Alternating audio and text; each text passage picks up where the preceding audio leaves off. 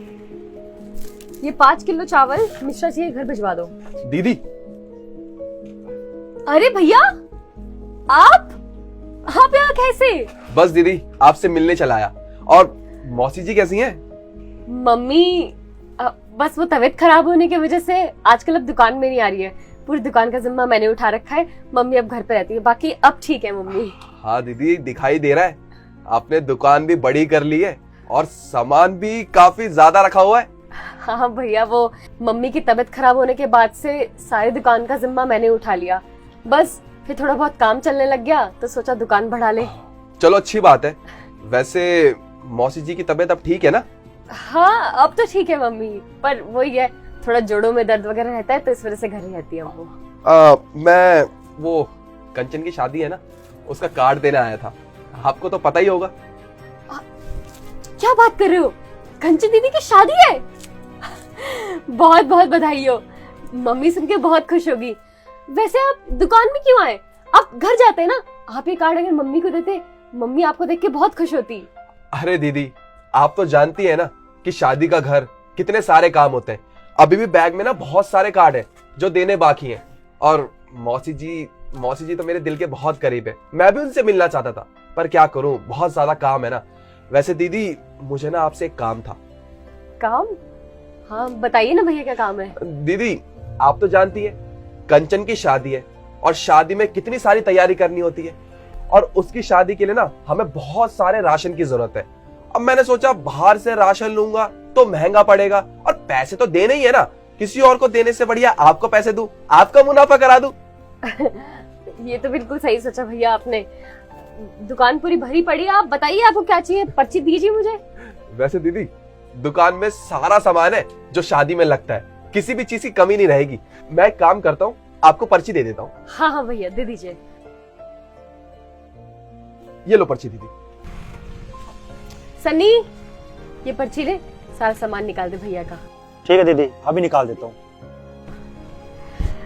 और बताइए भैया, चाय कोल्ड ड्रिंक कुछ मंगवाऊं मैं? अरे नहीं दीदी, किसी भी चीज की जरूरत नहीं है। आप बस जल्दी सामान करा दीजिए, मुझे बहुत सारे काम है। कैसी बातें कर रहे हो भैया, इतने दिन बाद आए हो आप। आ जाते, कुछ पी लेते तो अच्छा रहता। दीदी, सारा सामान निकाल दिया है।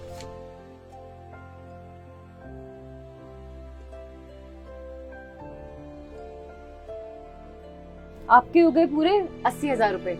लेकिन कंचन दीदी की शादी है तो आप मुझे दे दो। एक काम करो, 75,000 रुपए कर दो आप मुझे। चलिए ठीक है दीदी। दीदी आप एक काम करो, ये सारा ना हिसाब कहीं लिख लो। वो शादी होगी ना कंचन की, उसके 10-15 दिन बाद ना मैं सबकी पेमेंट करूंगा। जब आपकी भी पेमेंट कर दूंगा। अब भैया आप एक काम करो, सारा सामान ना गाड़ी में रख दो।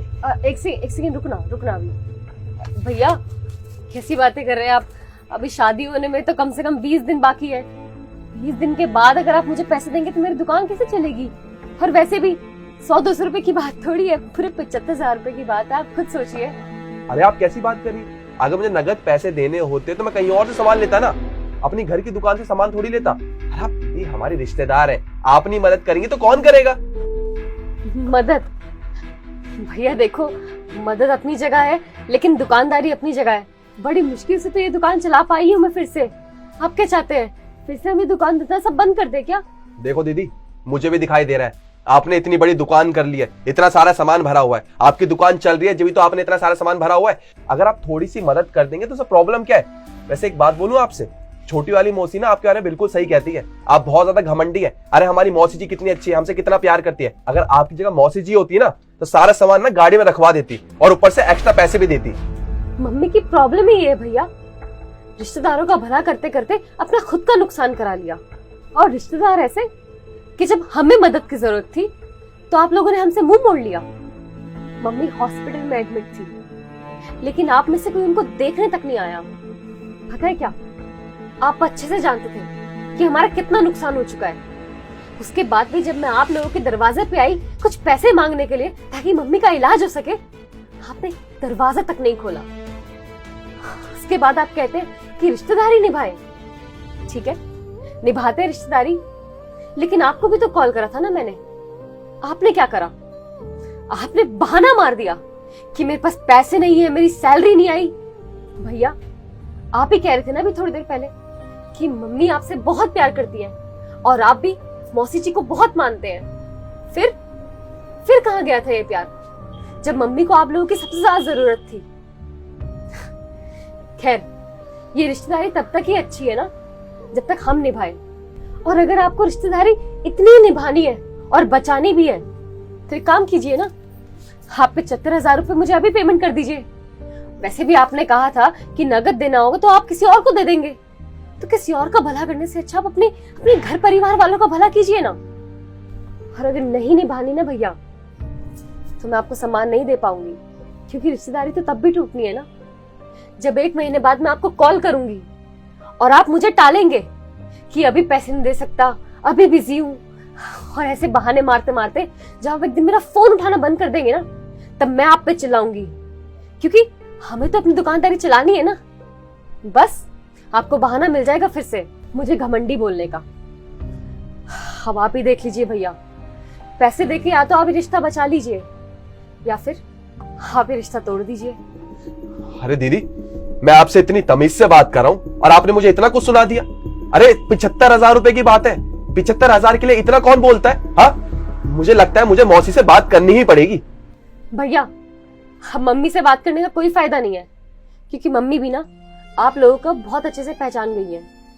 और वैसे भी अगर मैंने बोला उनको कि सामान नहीं देना तो मम्मी भी कोई सामान नहीं देगी अब आपको। ठीक है, फिर हमें आपसे कोई सामान नहीं चाहिए। हम नकद सामान ले लेंगे, पर किसी और से लेंगे, आपसे नहीं लेंगे, क्योंकि रिश्तेदारी में ना आज के टाइम में कोई भी फायदा नहीं है। ठीक है, नमस्ते, जा रहा हूं मैं यहां से। अरे भैया, हम आपने रिश्तेदारी तोड़ ही दी है, इतनी छोटी सी बात पे तो आप ये भी बता दीजिए कि हमें शादी में आना है या नहीं। कोई भी जरूरत नहीं है शादी में आने की।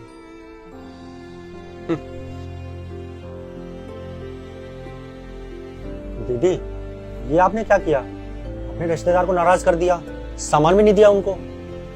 सन्नी, ये वो ही रिश्तेदार है जब हमें जरूरत पड़ी थी ना तो उन्होंने हमारा फोन उठाना बंद कर दिया था, हमसे सारे रिश्ते नाते खत्म कर लिए थे। और आज मैंने कोई गलत बात नहीं करी, मैंने तो रिश्ता बचाने का ही मौका दिया। लेकिन भैया को देखो ना, शादी का कार्ड लेकर ही चले गए।